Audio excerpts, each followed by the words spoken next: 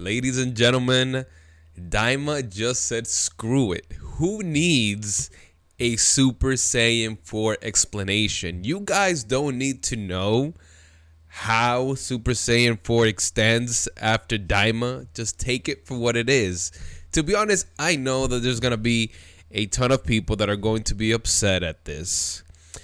And to you, I say, why? Like, I was talking to my friend about this and I told him, like, dude, not everything needs to have an explanation. Just take the gift. Take the Super Saiyan 3 from Vegeta. Take the Super Saiyan 4 from Goku and just call it a day, man. Like, this opens up the possibility for Super Saiyan 4 to at some point make its debut in Super or whatever the next series is gonna be. Like, that's awesome.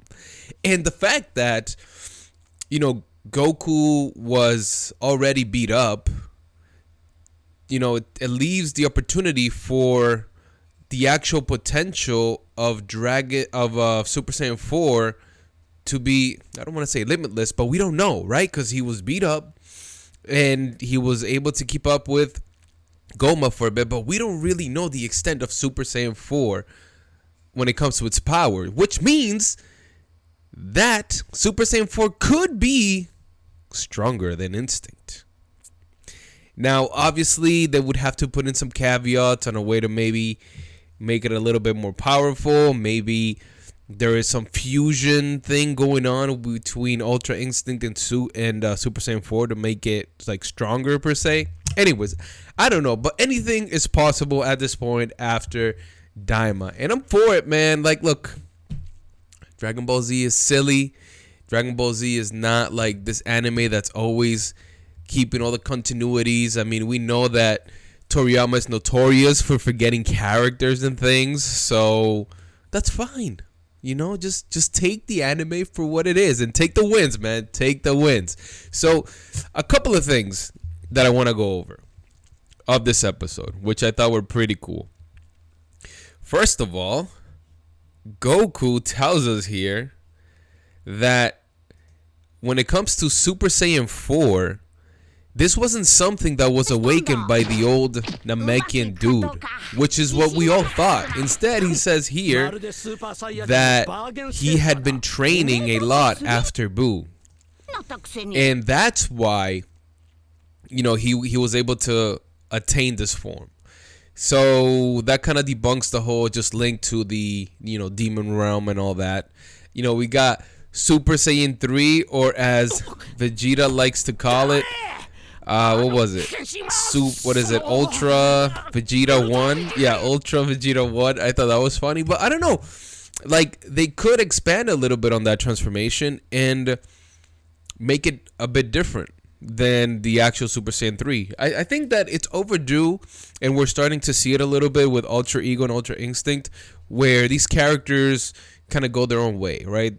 And they could even go the way of Digimon, if you will. What do I mean by this? Well, in Digimon, for those of you that were around back in the day, you would remember that these Digimons had different transformations depending on what they needed, right? Like, some of them, some would transform into like a overpowered beast, and they also had like a speed transformation where they would transform to this mode depending on what they needed. And I think that would be really cool. Like, instead of just having all of these transformations that all they do is make you faster and stronger, add a little bit of diversity to the whole thing.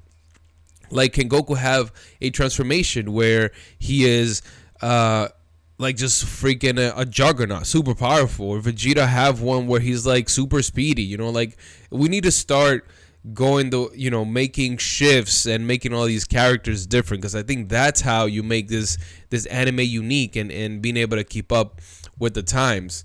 Now, one thing that I'm not happy about is that Toriyama basically said screw it to Vegeta again. I mean, we finally get Super Saiyan 3, but he's behind again. And I think that this, unfortunately for us Vegeta supporters, Vegeta fans,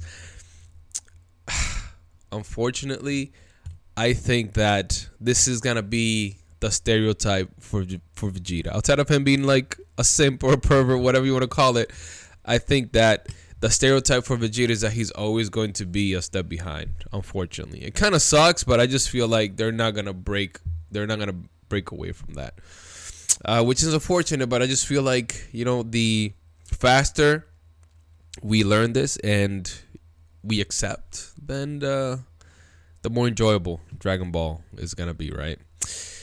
Another thing that we gotta take a look at, dude, which was freaking amazing, was the Kamehameha. And like, the blast was one thing, right? Like, look at this. Look at this freaking animation, bro. Like, this is crazy. Like, this is movie level animation. Like, watch when they clash. Like, look at this, man. The detail, the flashing, the lights. This was all cool. But to me, the icing on the cake was at the end of the Kamehameha. Let me show you this. Let's just pause it here. Dude, like, I mean, this thing goes into space, basically. Like, this Kamehameha just goes way into space. I mean, I think it just breaks into the first demon world.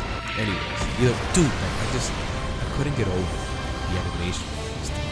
Look at that, man. Ugh. But the best part was right here, when they cut back to Goku. Let me see yeah, we're close. Dude, look at this. Look at this. All right, we see the donut hole. By the way, when I saw this, I thought that, well, actually, it wasn't just the donut hole. It was when Piccolo fails. But, dude, oh, man. Dude, right there, bro. Oh, man. The fact that they added, like, the residues of the energy on his fingers. Chef's kiss, man. Chef's kiss. Like, bro. Like, I don't know. Like, I don't know how many people appreciated that, but look at this. Let's just look at it again. Wait. I think I went a little too far. We gotta look at it again. Look at this. Come on, blah, blah, blah. Oh, bro. Dude. Oh. Look at the detail. I don't know. All right, I'm nerding out. Anyways, so this was wild. So after this donut hole, right here. Let me see when we see it. All right, so after this, I thought that after this and Piccolo failed, which, by the way, Piccolo, like, has just become useless. Like, in this anime, he's just useless in general, right? But I thought, honestly, that since this failed, that they were gonna do like a fusion thing. Like, that was gonna, like, because I was wondering, like, how are they going to be able to defeat this guy now that their first plan failed? And, you know, Majin Buu or whatever is the one to, like, tap him 3 times in the back of the head, and that's how we ended up winning. But I really thought that there was gonna be a fusion going on in here. And, I mean, the rest of the ending is very, you know, Dragon Ball Z like. Everything is just nice and whimsical. I thought it was pretty funny that Majin Buu ends up, you know, being the Demon King, and he's like being all democratic, and he's kind of leaving out all the roles. So, I mean, I enjoyed the ending. I think the ending is very Dragon Ball Z like, if you will. I was hoping that at the end there was gonna be, like, I don't know, something like mysterious or crazy to look forward to, but it was just more just like, you know, funny stuff. But dude, I'm for it. Look, did Daima have its issues? Yes, all animes have their issues. One Piece has its issues. That thing can get boring as heck, especially when they're adding all them fillers in, you know, in the episodes themselves. So, look, Daima came in. They gave us Super Saiyan 3 Vegeta, which is what we wanted. They gave us Super Saiyan 4 Goku, which is what we wanted. And Toriyama was like, you know what?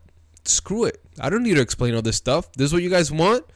I'll give it to you. The fandom can figure it out. And I am sure that at some point some people are going to come up with some probably some good and better theories as to how Dragon Ball as to how Super Saiyan 4 fits into Super, and probably would be a lot better than whatever either Toriyama or even the studio could have come up with, because as we know, Toriyama at the end of the day, like his style of storytelling is very simplistic, right? And for us that crave a little bit more intricacy, I think we look to the fandom for that.